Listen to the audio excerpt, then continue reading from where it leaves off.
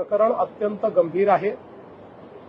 ते आम्ही इंटेलिजन्सच्या आधारावर आम्हीच त्याचा भांडाफोड केलेला आहे आणि आता हळूहळू याची आम्हाला कल्पना होती की लाजेखातर किंवा सामाजिक दबावामुळे महिला एकदम पुढे येत नाहीत, म्हणून अशा प्रकारचे जे काही विक्टिम्स आहेत त्या विक्टिम्सला धीर देऊन, त्यांच्या घरच्यांना धीर देऊन त्यांना समोर आणण्याचा प्रयत्न चाललेला आहे। त्याच्यामध्ये काही प्रमाणात आता महिला प्रतिसाद देखील देत आहेत।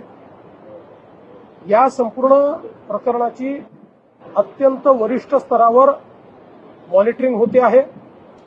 स्वतः डीजींना मी सांगितलेलं आहे की त्यांनी याचं मॉनिटरिंग करायचं आहे। याच्यामध्ये एसआयटी तयार केलेली आहे।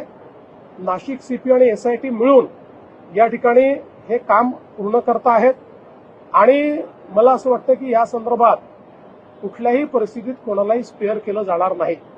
आता याला राजकीय रंग देण्याचा काही प्रयत्न चाललेला आहे। कोणाजवळ काही पुरावा असेल तर त्यांनी तो निश्चित आणून द्यावा, त्याच्यावरही कारवाई होईल।